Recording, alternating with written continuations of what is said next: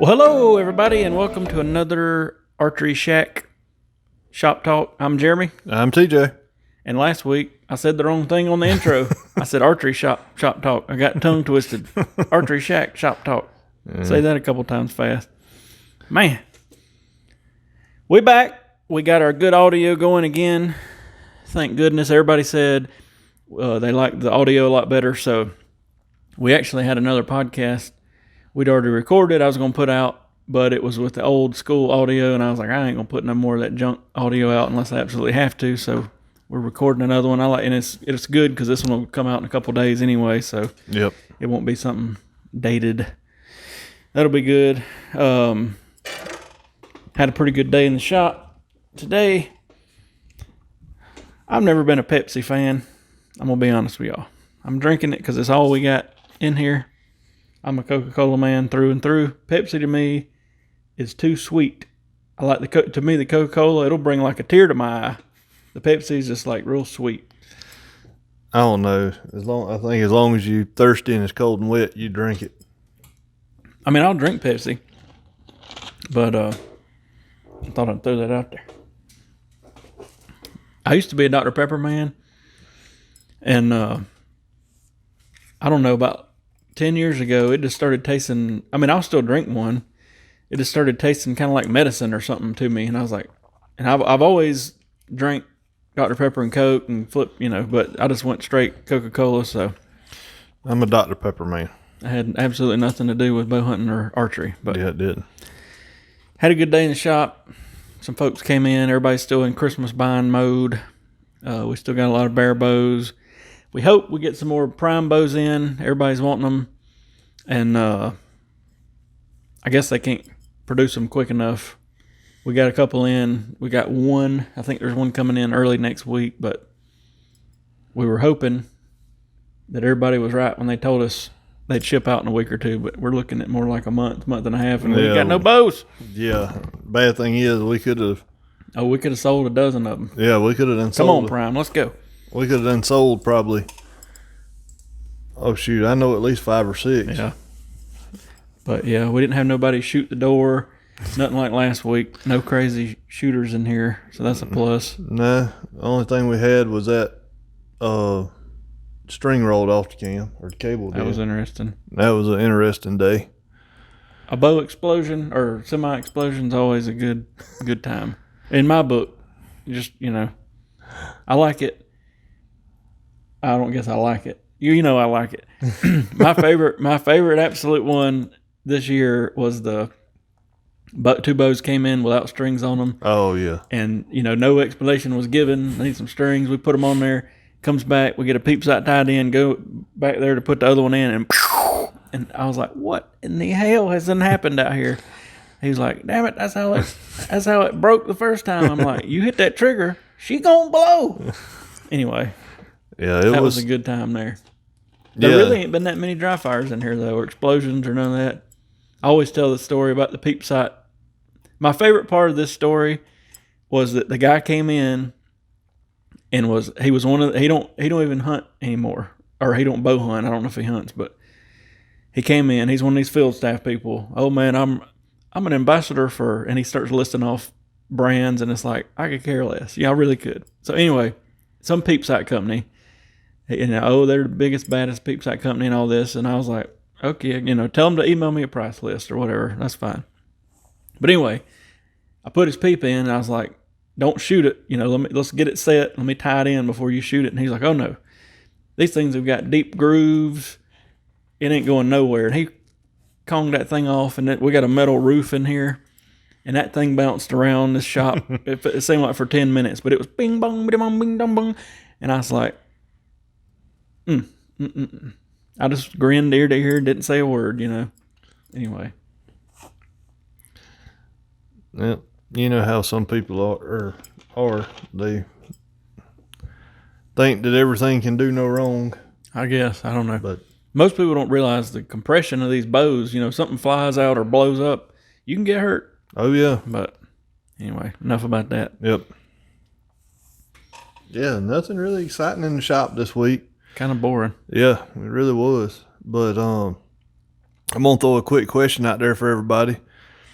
Here in South Carolina, I guess you can say our deer season is starting to wind down. We've only got till January 1st, I think, so only a few more weeks. But I know indoor is starting a few little things up. When does everybody start getting ready for 3D? You know, when do you start breaking out that 3D bow, or if you use your hunting bow, then technically you never put it down. But when do you start that transition over to your 3D season? Yeah, I would imagine it would suck to live up north because, well, like even when we talked to Shane on here, he was like, "There's snow on the ground till." I mean, we start shooting 3D in January, and it is a little chilly sometimes, but it's not bad. I mean, on average, it's still 40, 50, sometimes even 60 in January. But I guess up north, it's like, or you always hear all the pros talk about, you know, they go to the first ASA or two, and they hadn't even really got to shoot at a 3D animal yet till they get there. But that's a good question.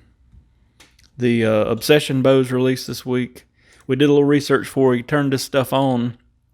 And I looked up some of the other companies like Athens and Martin and New Breed, and they all still had their 2019 bows on the website. So I'm guessing they hadn't come out with anything yet, or at least that I know of. I was just trying to think. And Pearson, I looked them up too, still had 2019. So I guess they hadn't done anything yet. Obsession came out with some stuff.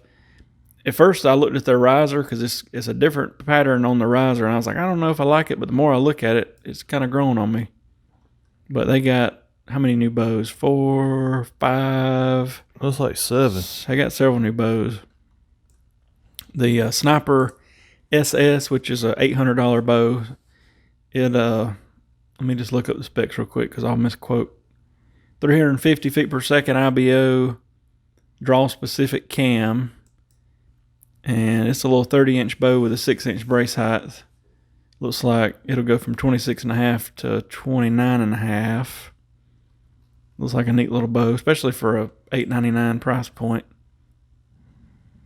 I think the main bows are going to be the Evolution bows. There's an XS, a 6, and a 7.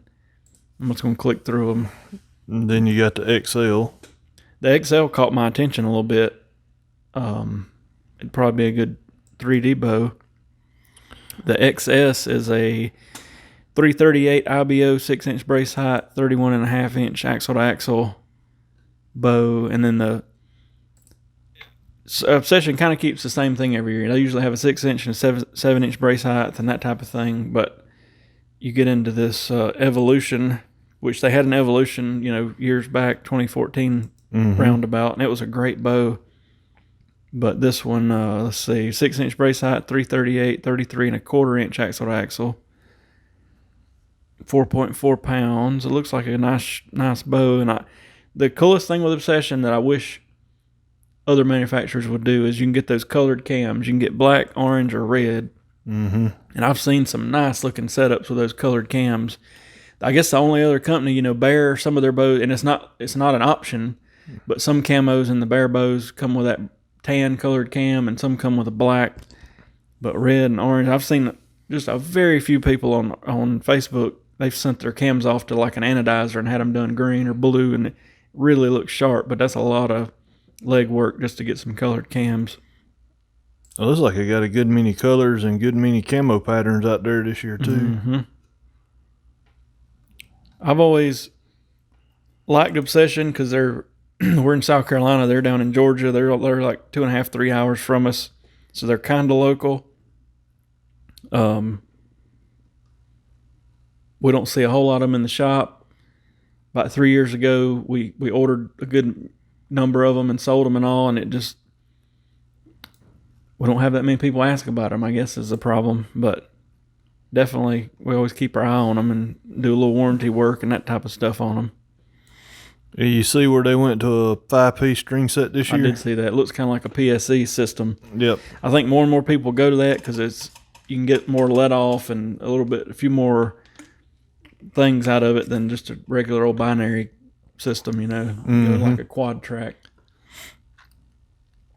Looks like they redid the Lawless this year, calling it the Lawless 4T. The 4T. Yep. Let's see what the specs are on that. I think brace height, I looked at it earlier, and it was like 5 1/8. It ought to be smoking. 33 and a quarter inch axle to axle, 24 and a half to 30 on the draw, 4.1 pounds,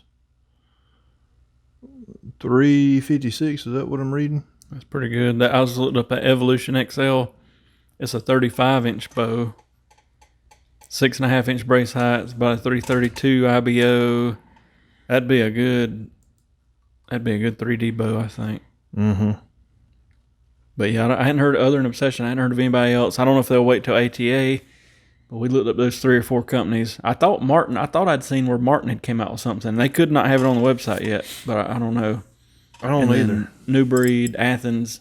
Pearson. I was trying to think of any other companies, but I hadn't really thought of anything. But anyway, most of the new bows are out now, so you always have that company or two that'll wait till ATA and come out with another one just to throw everybody off. I hadn't heard yet, but they released. We're just waiting on our prime bows, like we said before. They got a bunch of new colors. We ordered all kind of different color and riser. Oh, it's going to be some neat looking bows. Mm-hmm. We got a 33-inch, the Black 3 coming in next week, a black one. And then I don't know what'll come after that, but we got about 15 or so ordered, I think. We got in a PSE Stinger Max this week, and actually the review for that bow will come out before this podcast does, so you can check it out. But for the money, it was a good bow, $350, a little 30-inch bow, super adjustable, just like always. They added that little flare to the riser to make it look better. The old Batman wing. Yeah. I like that riser design. Me too. I wish they'd have kept it on more stuff.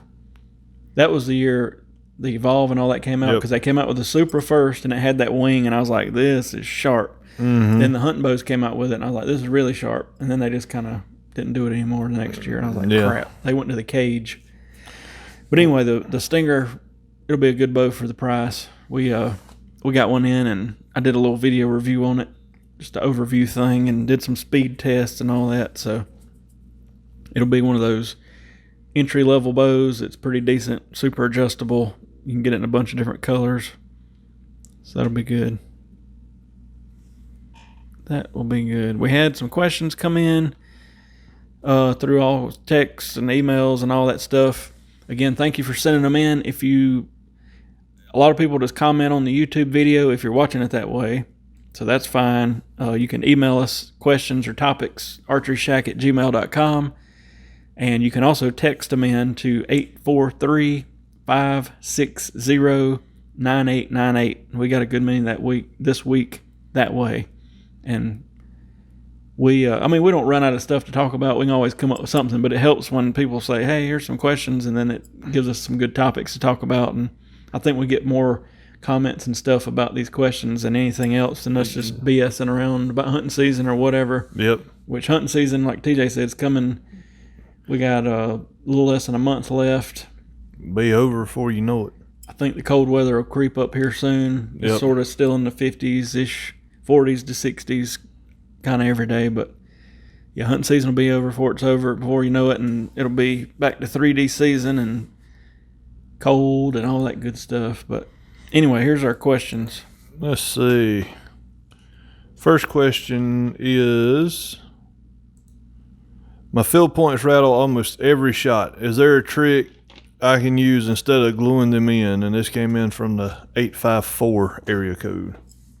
I have always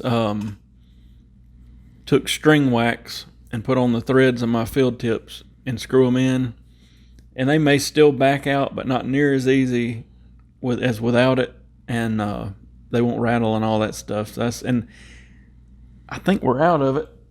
But 30-06, the archery company called 30-06 came out with some stuff called thread. God, what was it called? Hang on, I'll look it up. But it was a thicker consistency string wax, is what it felt like, and it was just for, maybe it was called like tip locker. I'm gonna look it up so I can tell you all exactly what it is. But it worked great, and I had it in here, and I actually hadn't even thought about it. It usually hung over there. I don't see any, but yeah, we don't have any over here. I'd brought back a sample of it a couple years ago and tried it, and I was like, this will sell. And sure enough, because you always go out there and sight people in. You hear them field tips rattle, and even me, I'll forget to tighten mine up, you know, and it's just the force of it coming out of the bow or whatever.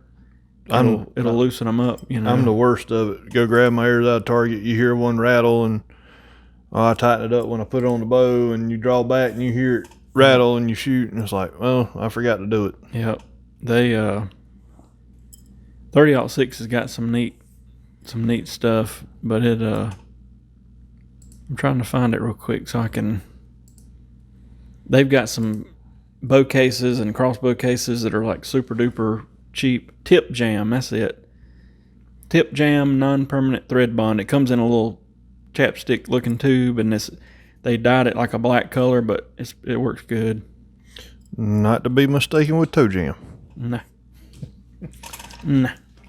You can always, occasionally somebody will come in and need whatever done, and they'll have super glued their field tips in. That's not a good idea because it's just going to crud up. If you get it out, big if, you have to heat it up and all that.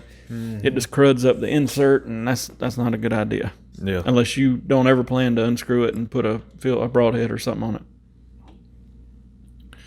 Yeah, I'm with you. The string wax works real good in that way. You know. And you already got it. You know what I mean? So just use it. Yep. Next question comes in from James. What's your favorite tuning method I can do at home? Mine would be the walk back tune, and we got a video out on it. But ultimately, I tell you, here in the shop, I always paper tune, get it perfect or real close to perfect, and then we go outside, and all the walk back tune is you put a vertical line or hang a string or whatever you want to do, shoot it from 5 or 6 feet, move the sight, make sure you're hitting that string or that line or whatever at 5 or 6 feet, back up to 20 yards, shoot it again, and then make sure you get a consistent, make sure they're all doing the same thing. If you're all over the place shooting, that ain't going to do any good. But if they're all hitting an inch to the left, then you don't move the sight now. You move the rest over just slightly. Lock it back down, go back to 5 or 6 feet, move the sight, get it hitting again on the line, move back to 20 yards, see what it does. Sometimes it takes a little finagling back and forth to get it perfect, but if that arrow will hit that line at 5 or 6 feet and 20 yards or however far back you feel comfortable, but it needs to be a consistent shot. I probably wouldn't go to like 60 yards unless you can really, really, really hammer at 60. And, the difference between 5 or 6 feet and 20 yards is plenty. But if you can hit that line at the same distances, that means your center shot is like perfect. That's what I would do. You can set up or make a homemade paper tuner or that type of thing, and that's a good idea too. But if I was I put more trust in that walk back tune than anything, because I feel like it takes into effect the stress on the bow from where the cables are getting pulled over from the cable rod or slide or roller or whatever. It takes all that into effect to make sure that arrow is perfect as you back up. Because I hate when somebody brings a bow in here wanting us to help them sight in or whatever, and they'll hit good at 20. We'll get to say 40, and every arrow is hitting left or right or whatever, and that just means their center shot's messed up. And I've even took lasers and stuff that we have, and supposedly the center shot's perfect. It'll even bullet hole, but between 20 and 40 yards, it's walking left or right. And it can also be a third axis problem on your sight. If the sight's not square, that's a whole nother topic. But the walk back tune is the way to go. We got a video on it. I think it's called like walk back tune and a Hoyt something or another, but it got a bunch of views. That'd be something worth looking at. Mm-hmm. Yeah, I was going to say walk back tune myself. It's just everybody's got a string or a piece of tape that they can put on their target. You don't even have to go to 20 yards. It's been pouring down rain, and in here I can back up to say about 14, 15 yards, and I'll shoot, right there a couple feet from the string in here, and I'll back up to 14 or 15 yards in the shop here and shoot it. And that's plenty, as long as everything's doing consistent. Where you want to watch is, if you get it close, at 5 or 6 feet and you back up to 15 or 20 yards and you're hitting it left on the string one time and right and left and right, that's you, or the arrows are not matched or something. So, but most of the time it's the shooter. So that's the answer to that one. Yep. All right, next one comes in from the 423. What's the best steps to become a archery tech? It's a pretty good question. We've got this one a lot through the years. Here. It's funny because we've had people ask from what college did y'all go to do this, and we're like, there is no college you can go to do this. And then you got other people that think you need some certificate or whatever. There's no certificate. So I'll tell you the answer, and then we'll elaborate. The answer is you need to get in a shop, and get in a shop that does enough volume to where you can help or whatever. My advice would be, if you really want to get into it, find a local shop, particularly at the busy season, because about anybody won't help at the busy season and be like, hey, I'll help for free or whatever through this busy season if you'll just teach me some stuff and let me be around it and learn it and all that stuff. And that's always, that's the best way. And we've had people do that here. Matter of fact, when I met Mikey, who we need to get on the podcast, that's what he said. I want to learn more about this stuff. Can I come hang out during the busy season? And I was like, sure. But first, you want to make sure you're not like, I'm going to open my own shop. Can I come hang out with you for a year and then open one a mile down the road? Because that wouldn't be a good, you don't want to freak them out. But anyway, that's the answer. Go to a local shop, help them. Watch, YouTube wasn't around when I learned how to do all this stuff. I wish it was, but there's a lot of stuff on YouTube. And I don't know if I hadn't really looked at YouTube enough on this tuning stuff. I don't know if there's any crazy people. Hopefully not, but I think probably for the most part, there's some good stuff on there to watch. So that's the answer. Now we've got people. My funniest story is this guy come in here and was like, my sister's a certified archery technician. And I said, oh yeah, well, how'd she become that? He was like, well, she went to work up here at the Dick's or whatever, the box store, and she watched 6 hours of training films, and they signed off on her and gave her a certificate and all this, and she can work on bows. And I was like, oh, great, And then I just played along, I don't want to hurt anybody's feelings, but I was thinking, she's the one that's been sending these axis arrows in here and been just sticking the hidden insert in with her thumb, and the tip's hanging out 2 inches because she don't know how to put a damn insert in. But anyway, that's not... You don't watch a video and in 6 hours become an archery tech. You know what I mean? It just don't happen. No, it's a lot of, if you don't have a shop you can do that with, or you don't have one that's worth a damn or whatever, get you a bow press, buy you a used bow press. Be careful. Definitely be careful, but tinker with your stuff at home. That's kind of the route I went back in the day. Was I had 2 different shops. One in particular, I'd go down there and he'd be like, get your ass behind the counter and do X, Y, Z or whatever, and I'd be like, yes, sir. And I was just a kid. But anyway, at home, I got me a bow press, and I took my own personal bow, and I'm talking, I'd tear that joker down. I'd take the limbs off. I'd take the limb cups off, the cams off, whatever. I would tinker, and I knew, well, hey, if I screw it up, it's my own bow. You know what I mean? Like, it ain't like I'm going to blow up somebody else's bow.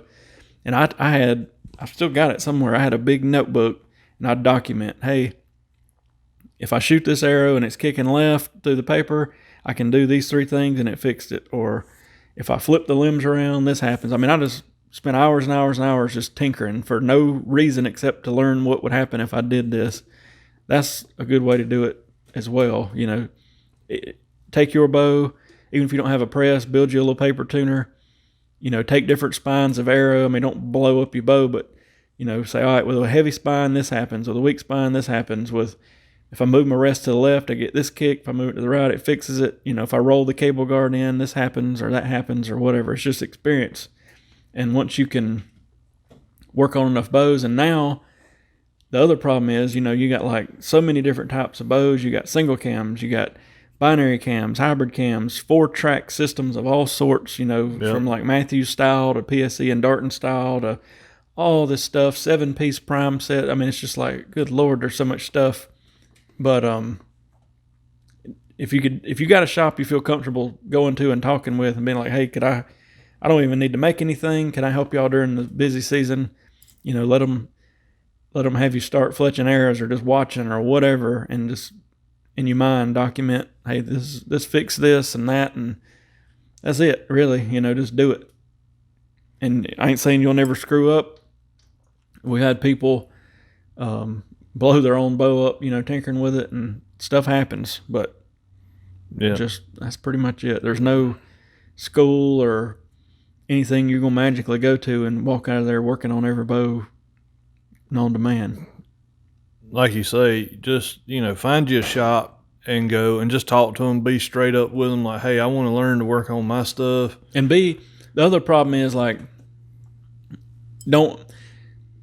if they're busy, I mean, you want to ask questions and pay attention, but don't get in their way either. If they say, yeah, you can come hang out some and learn some stuff or whatever, they need to, we've had people come behind the counter here before when it's super busy and I'm ready to kill them because I'm like, I just need to get this done. I need to get to the next bow. Get out of my way. That's what I want to say, but I don't. You know what I mean? So anyway, and like I say, a lot of shops are scared because shops are going out of business left and right. They don't want to train somebody and you open up a shop down the road, so be careful of how you approach them and that type of thing. And hopefully you already know somebody that owns a shop, or at least go in there enough to where they know you. But that's pretty much the answer. Yep.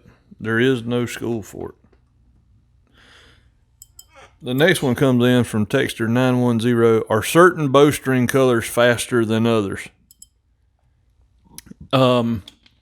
Technically, yes.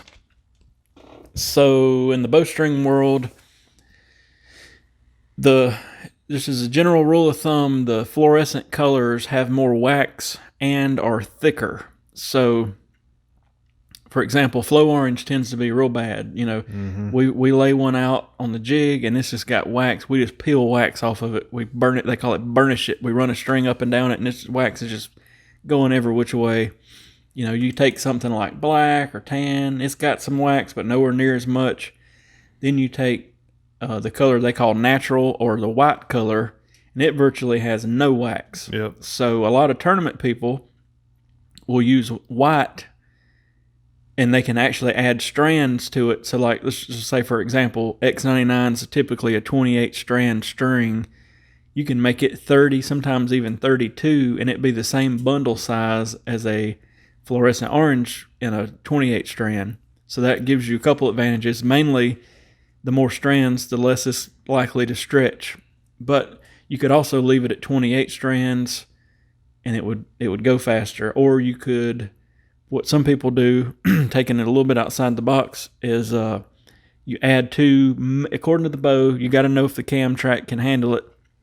You can add 2, maybe 4 strands to the cable, and it'll actually take a little bit of let off away and give you more holding weight, and it'll speed the bow up 5-6 feet per second. So I know there was one guy, I don't know if he's still online or not on Archery Talk, but everybody was like, oh, send him your bow, he'll add this feet per second. But there was no real trick. He was just taking 2 strands out of the string and adding 2 to the cable, so it went faster, But so the answer is, a color with less wax is probably going to be speedier because it's going to be smaller and blah, blah, blah. But there's also different materials, and, you could get into all kind of talk about that. For a while, everybody was shooting like 452 cables, and several years ago, like an 8125 string, because the cables wouldn't budge and they were super tough, but the string, you'd get a little more speed that way. And there's just, we need to do probably a podcast and primarily aim it toward bowstrings. Mm-hmm. Because there's so many different materials and different colors, act different ways as far as, like I talked about, the wax in them and different serving materials. And we could just talk, it'd probably be the boringest podcast for most people to listen to, but I could talk a couple hours about it. But anyway, and then, well, he said on the question, colors, I guess I'll just leave it there. Yep. Next question come in. We've had this question before, but it's worded a little bit.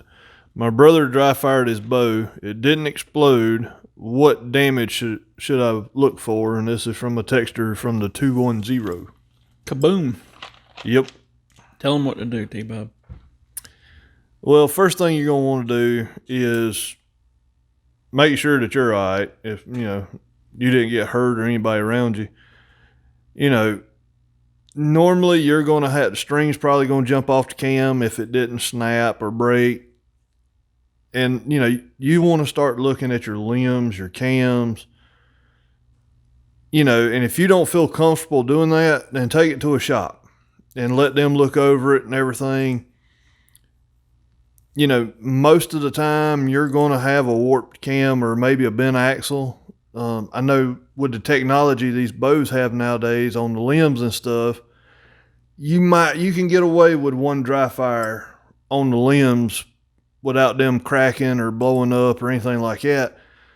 So, the main thing you want to do is check your limbs for cracks.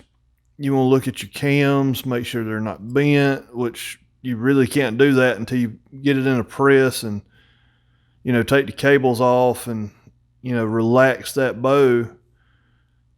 So, like I said, if you don't feel comfortable doing that, take it to your shop. They'll be glad to fix you up. And, you're not the only person that's ever done it. So, oh yeah, mistakes happen. Don't freak.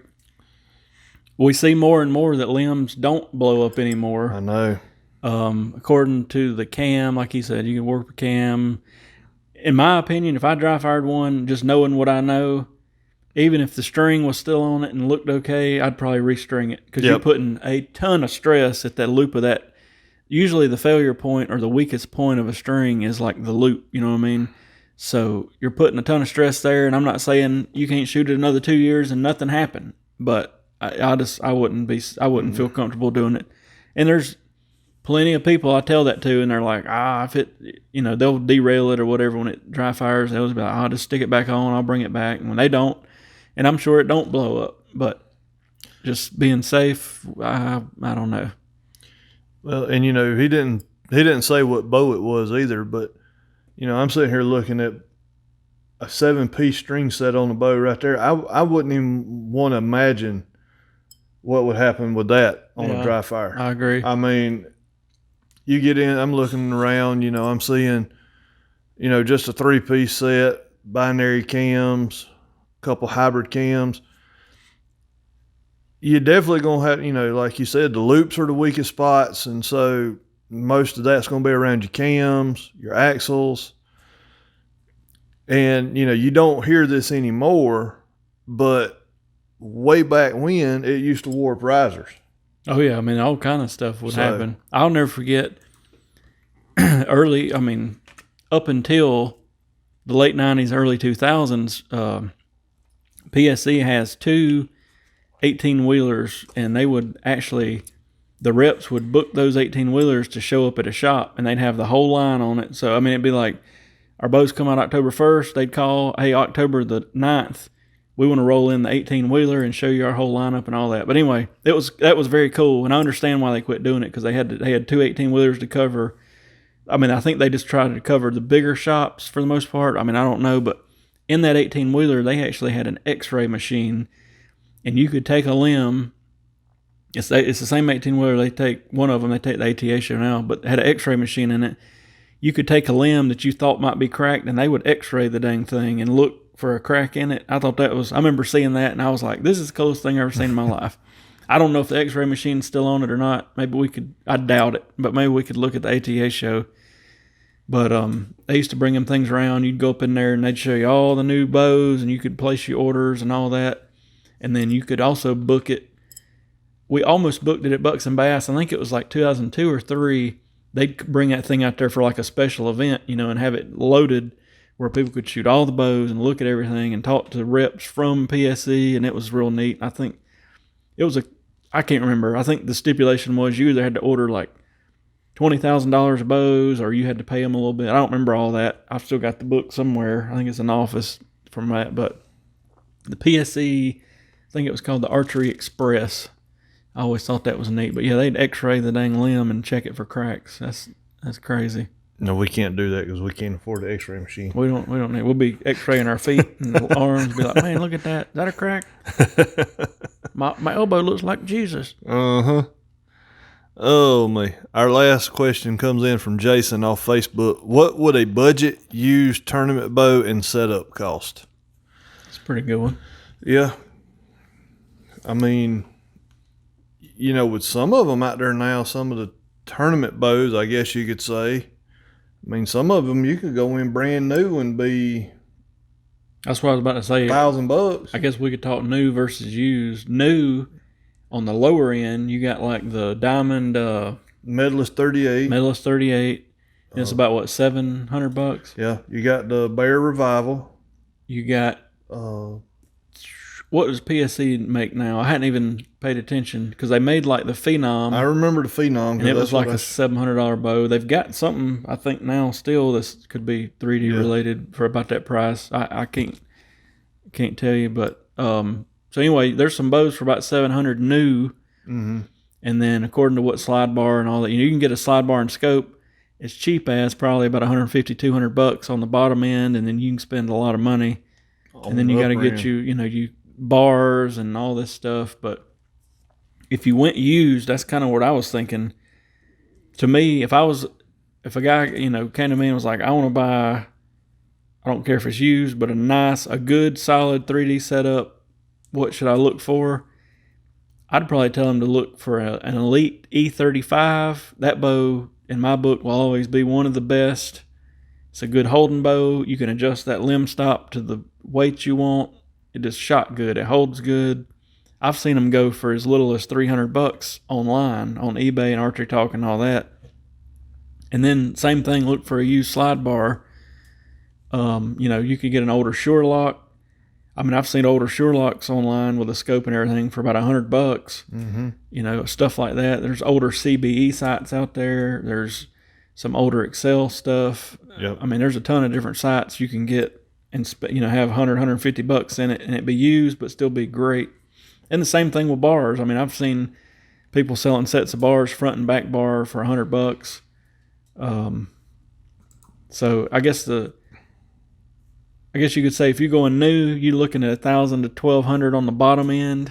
Yep. In my opinion, and then if you're going used, you could probably get out for as cheap as $500 and have a decent setup. Not like a bow hunting setup that you're shooting 3D with. We're talking about like slide bars and stabilizers and all that stuff. Yep. So I'd say if I was going to use that Elite E35 or maybe a PSE has made several Supras. Mm-hmm. They all the way back, I guess, to I don't even remember when the Super first, what was it, like 08, 09? I know in like in 11 there was like a single cam one. They had the ME cam, the DC cam. But anyway, you get an older Super, you can probably find one for $150-$200, and it's a good shooting bow with any cam format. But that's kind of the scoop on that. And then of course, if you went all out, I mean, the new, let's just say Matthews. I think the new Matthews tournament bows are retailing for like $1,800, somewhere around there. You're looking at a $3,000+ setup. Yep. If you went like most popular, top of the line, badass stuff. Even the slide bars me and TJ shoot, we're shooting a Carbon Excel bar. Mm-hmm. Just that slide bar retails for $400. Yep. And then you look at a scope setup, and you're looking at, I'm just going to throw $100 for a scope, another $100 for a lens. Where it's $600. You want a light on it, that's another, let's say $150. Where we at $750? I mean, you're looking at $700 just for the freaking sight if you really deck it out. But you can also probably find the same thing used for $300 or $400 if you piece it together. So yeah, it's just we don't know your budget, but like I said, if you want to go the used route, like I said, E35, and I mean you could probably find some of the older Conquest bows. I didn't think about that. I've seen, and they shoot great, and I had a bunch of them myself, but I've seen Conquest 2s, 3s, even a 4, but the 2s and 3s, I mean, I've seen them things sell for $150 mm-hmm. on Archery Talk, or somewhere just needing some money and they just want to get rid of it. But I mean, so you could good shooting stuff. It just depends on how much you want to dig, and the only downside of going used is something freaky does happen. You don't have the warranty, so you're out that much more out of your pocket. Whereas versus new, you can get it fixed. You can get it fixed, but that's if you're saving a ton of money. I mean, odds of something happening are rare, but stuff does happen. But what is your preferred let off? So I've always liked a cable stop because it's got that give in it, and about a 75-80%. And I guess my opinion is, the less let off there is, the better your form will be for the most part. But once I get below about that 70-75% let off, then I'm going to have to back my bow down. It's just too much. I can't. I guess I should shoot more is the answer to that. But like, I've shot some spiral cams on like a 60-pound bow, and I thought I wouldn't last too long with like a near 20-pound holding weight. I just can't jive with that. But I'm also don't want. I mean, you've experienced this. Yep. Like a 85 or 90% let off, especially for a tournament setup, to where you're holding very little weight, because then you just get sloppy. Yeah. And it might feel good, but we had a lot of left and rights. We figured that out quick. Yep.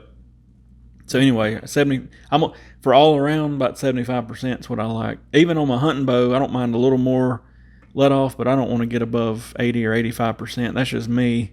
And I'm not going to pull back and hold on a deer for 7 minutes or nothing. You know what I mean? Like, it's pretty much straightforward. Yeah, I mean, probably 80% all around on me. I just like that 80% mark. It keeps your form decent, Yep. and you're not killing yourself trying to keep it back.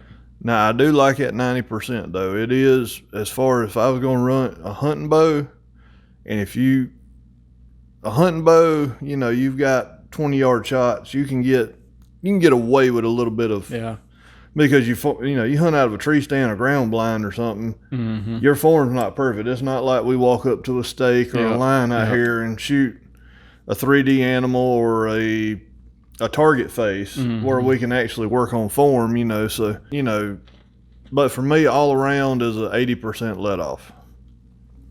As far as people walking in the shop, we get the most oohs and ahs on a 85 or 90%. Mm-hmm. You know, last year when I always call it, I should probably not call it this because people they look at me like deer in the headlights, but I call it the elite feel, because when the elite really hit the mainstream, you know, they had the limb stop. When Levi went to them, you know, world's most shootable bow is what they advertised. And everybody was going to try them out, and they had that limb stop, and you could back it off, and you'd get a lot of let off.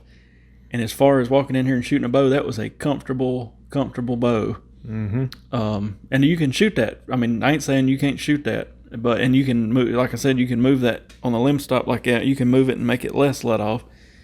Even with the new primes, this got a cable stop. Last year it had the option of cable or limb. It came with both. Now it's just a cable because the way they've got the rotating mod. But you can still get a lot of let off because it slides. Mm-hmm. But I just feel better when I'm pulling into the cable versus when it hits a limb, you ain't pulling nowhere. That thing's stopped. You might put a big O-ring or something on that stop and give it a little mush, but it ain't like you pulling into much of nothing. Now, if you get into the cable, I've shot cable stops for a long time, and then when I got my, I guess the Obsession, it had limb stops on it, and it was a little bit different than feel. And then when I got my 9 last year, I switched, you know, I just kind of left the limb stops on, and I don't know, it's just something about that solid back wall that I don't have to worry about kind of over, you know, pulling too much into it or anything. So that I would prefer a limb stop.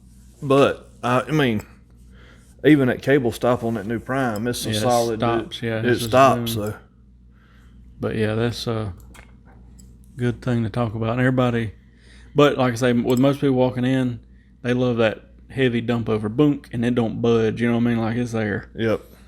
It's there. ATA show's coming up in a month. Yeah. It's crazy how quick it's coming up, but we'll be there. Hopefully, I know we'll do, I don't know, we'll talk about it beforehand, of course, and let everybody know. We'll be doing at least a podcast or maybe a live podcast and putting out some videos and all that stuff while we're there. And it's one of those things, like, I'm not there to make videos, but I want you to see it, because we'll get a lot of questions about stuff. Especially, there'll be the 3 or 4 popular items. You know, when that Garmin sight came out like 2 years ago, everybody's like, oh, I want to see it. Did you get a video of it? Whatever. And it's just always my cell phone. You know, I'm more or less there to see the new stuff and to order some stuff and all that type of thing. But we'll try to we'll figure out something. Maybe in the hotel room, we'll do a little live feed or do a full-blown podcast or whatever and talk about what we've seen. But there'll be new stuff and neat stuff. And speaking of Garmin, I don't know why I just thought of this, but I had a couple people say that they've dropped the prices on that high dollar sight what's that site called? The Zero. On their website, which kind of tells me they're probably about to come out with something new. You know what I mean? They're going to dump the old one. They're about to come out with something new. We'll see. I hadn't heard any rumors about what it might be, but we'll see what happens. You know, Specialties put out the teaser now for their new. It's some kind of peep sight, different. It looks just like a podium peep. It's a blurred out picture, and then Last Chance has got a teaser saying something new's coming 2020, what every workshop needs, or I don't know what it's worded like, but anyway, so I don't know. There's always cool stuff that comes out, and I always tell people, send us a message while we're there, because the crazy thing to me is we'll be there on site, but it is so big, it's hard to explain to somebody that it takes 3 days to cover this place. There's so many manufacturers there. It's such a big venue. There'll be stuff on Archery Talk popping up. I'll go back to the hotel room at night and get on Archery Talk, and people will be talking about stuff, and I know I'll walk past it and for some reason didn't see it or didn't stop or whatever, and I'll be like, I need to go back to that booth. There's so much stuff that comes out and so much stuff to take in and see. I don't want to miss it. So I always tell people, send us a message and say, hey, go look at the new whatever, But it's coming up here in a month. Yeah. And I about just got a leg cramp, and I would have been a screaming little girl. I hate when I get that feeling. I let my leg out just in the right time. I bet it's this damn Pepsi. Might be. I was looking to see if I could find anything on this Garmin site, but I don't know what say. I know what's his name bought one for like $500. I don't know where he got it off the website, but let's see. The Garmin site. If you're not familiar with it, we've never ordered one, and I don't really plan to order one. But it's like it's got an automatic rangefinder on it, so whatever you point it at, the pin automatically illuminates. It's a LED type system to that yardage, so there's no guesswork. And it's a neat system, it really is. But it was retailing. There's 2 models. One was like 800, and one was 1,000, I think. And to me, that's just a little much for most people. I kept telling people, give it time. I'm sure they're probably made in China or whatever. Let the technology get out there, and they'll probably get down to $200 or $300. And then Burris came out with the Oracle, and it was like $500, I think, or $700. I can't remember. It was a little cheaper. The difference on the Oracle and the Garmin, I believe, is the Burris has a fixed 20-yard pin in it. And so, I would prefer that, because I remember the rep telling us with this one, if all electronics fail, you've still got that fiber optic where 20's at, and you can guess. And I thought that'd be nice, because it goes black, you in a mess. Yep. I don't know. And I always feel bad about not liking something because it turns out to be something great. But electronic sites worry me. Even back to the Bucks and Bass days 15 years ago, they had a the holographic type sight. Yeah, and what it was, you didn't use a peep sight, and it had 2 like infrared red circles you'd line up and shoot, and it would adjust and do all that stuff. And it was $300 back then, which was a lot of money. And we sold a lot of them. But I had that 1 or 2 people come in. It took like a watch battery, I think, and they were like, "Man, it got wet and it quit working. I don't know what to do." And I was just like, "That's why I don't shoot them. I want something I know is gonna work." Yep. But anyway, I'm sure some new site or something fancy will come out at the show to do with that, or a new IQ made one. Wasn't quite as fancy, but it still had the built-in rangefinder, and it was $300. Mm-hmm. So was IQ Define, I think it was, or I don't know. You start getting stuff like that, and like I said, I don't know how heavy these sights are too. So I mean, I'd imagine they got a little weight to them. I don't know, but maybe if you're listening and you got one, which I would imagine they didn't sell a ton of them, I'd be curious to know what you think about it. I really thought about ordering one, but I knew what would happen would be we'd put it on the bow to show people, and it'd be like, hey, go to the Archershack and check it out, and 1,000 people would come look at it and shoot it, but nobody's going to want to fork out $1,000 to buy it, and I didn't want to be stuck with a more or less a demo site that I've paid for and we can't move. So I was like, oh, just wait. So that was my stance on it. But I'm sure there's something, it's probably the first step of a bunch of sites that are come out in the next 10, 15 years, and they may be super badass.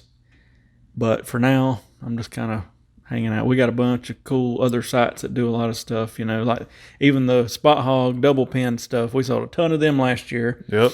And you got, if an animal's walking, you kind of know 2 yardages. It's not like you got to shoot off the hip type thing. Mm-hmm.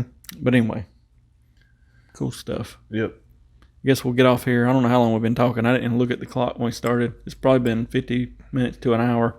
I don't know. I didn't look either. But thank y'all for listening. Yep. Where are we in December now? December, this will come out in a couple days, so we'll be mid-December. Remember, hit the subscribe button. We're trying to get up to 1,000 so we can start going live again. Yep, if you're on YouTube, hit that subscribe button. And we've been getting several a day, so we're only a couple months away. And I've said it before, but like YouTube changed something. I've went live on YouTube before, I think it was last year before, and did a giveaway. And then they changed it and said you got to have at least 1,000 subscribers. I guess they had a bunch of knuckleheads doing stupid stuff, and they were like, well, if they got 1,000 subscribers, maybe that'll weed out some of the stupid people. Yep. But they said you got to have 1,000 subscribers to go live, and we're at like 750 or maybe a few more than that now. But I've started kind of asking people, hey, please subscribe on these videos, and we've definitely started getting a few a day. So I think by first of the year, February, whatever, we'll have 1,000. But we got some ideas where we could go live and do stuff, or we could even start doing live podcasts, or I don't know. We hadn't really talked about it a lot, but we'll get there. I got to get into doing more live Facebook and Instagram stuff too. But anyway, thank y'all for listening, and we'll be back next week. I think this is is it 15 or 16? 16, I think, but don't hold me to it. So I told TJ a while ago, I said, we've got to be one of the most consistent archery podcasts there are. And I know we started out with low quality sound and all that stuff, but even some of the bigger names don't have a consistent schedule. Right now what I've been doing, and this could change, but what we've been doing for really the past 16 weeks is on Sunday morning, I put out either like a bow review video or a bow tuning video or something of that nature. And then on Wednesday morning at 6, we have this podcast go out live, and it's on YouTube. We looked a while ago because I thought it was on Apple, but I don't think, I'm going to have to go back in there. I thought they'd approved us, but I don't think they did. We're on like Spotify. I know we're on Spotify. That's where we get most of our listens from. We're on Anchor. We're on 5 different things. I can't remember. Yep. But anyway, so that's pretty cool. But yeah, unless something crazy happens or we hit a holiday to where we can't record one or something crazy, and I try to keep one as backup just in case, but every Wednesday morning we come out with one, and we have for the past 15 weeks, so I'm going to keep trying to knock them out. Same thing with our tuning and review videos on Sundays. And then hopefully once we hit 1,000 subscribers, we might do one evening a week. Say Thursday, I'm just throwing it out there. We might go live every Thursday for 30 minutes and talk about something. Or I told TJ it'd be cool even if we just had like I don't know how, I guess we could use wireless mics, and I've got them, but do, just an overview of us, whether we're working on a bow or making a string or doing whatever in the shop, just kind of turn the camera on and go live. So when we can kind of chat back and forth, occasionally look and say, hey, so-and-so said whatever. But anyway, we'll figure all that out. Yep. We'll do some different stuff when New Year after the ATA show. But thank you for listening. Yep. We'll talk to y'all next time. And y'all have a good, safe December. Have a good one.